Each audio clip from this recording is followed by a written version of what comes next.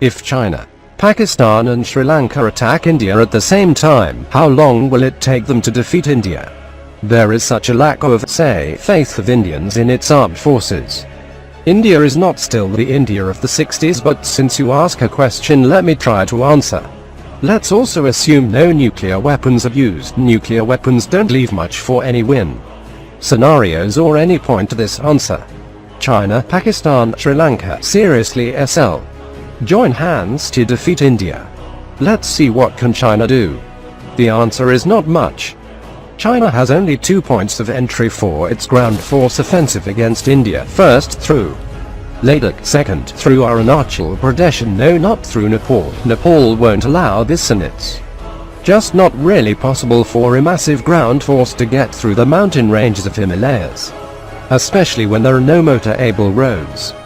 So in case of Ladakh, they can be easily repelled by a handful of well-placed regiments. Such is the nature of the Himalayas.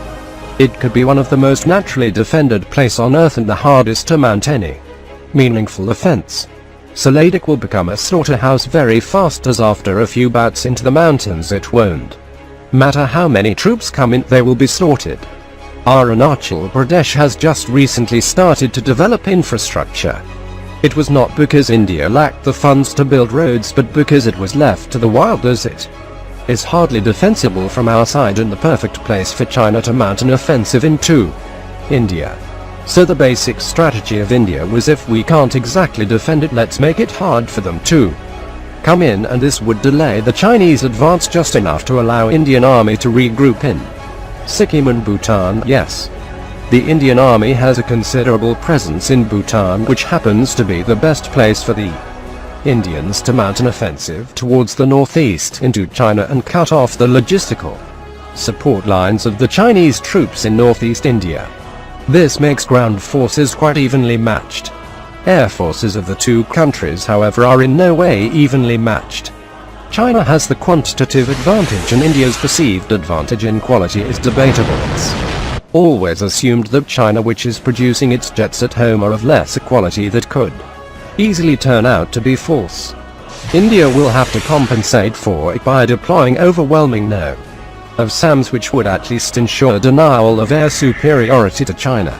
This leaves only one meaningful theater of war left, that is between the two navies, and here too China enjoys an advantage in those, but India enjoys the advantage of being the home team. 2 aircraft carrier battle groups, which will be handy in the Bay of Bengal and the proximity to the Andaman and Nicobar Islands, where due to its strategic location it's fairly easy to fend off a larger naval force from ever entering the Bay of Bengal. This choke point, if used properly, can potentially bring China to its knees.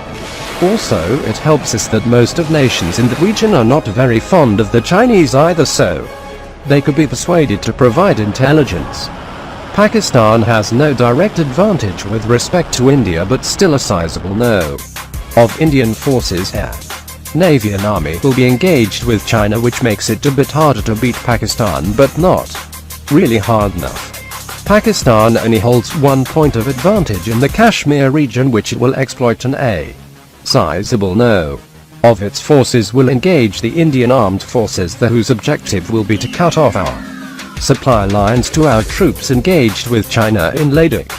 This will have to be defended until our ground forces can mount an offensive through Rajasthan and penetrate into Pakistan, and with a population as volatile as of Pakistan, it's quite possible to involve Balochistan rebels and Sindhi rebels into a freedom bid, which will really be quite embarrassing for Pakistan. China will not be able to reinforce Pakistan with troops, as again it is not the best place for any significant army to just pass through. Deployment of one of the carrier battle group in the Arabian Sea will ensure the destruction of Pakistan's navy and ports and airstrips. Air Force of India has a stellar record of maintaining air superiority in all the wars involving Pakistan. Sri Lanka, at risk of seeming cocky, will not consume more time than a day of rigorous bombing runs.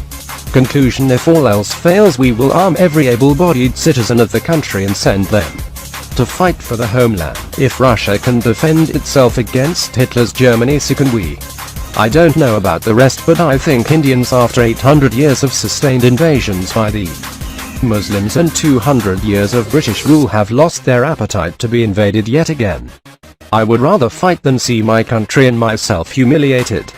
It's my country and my future, and I do intend to keep it that way.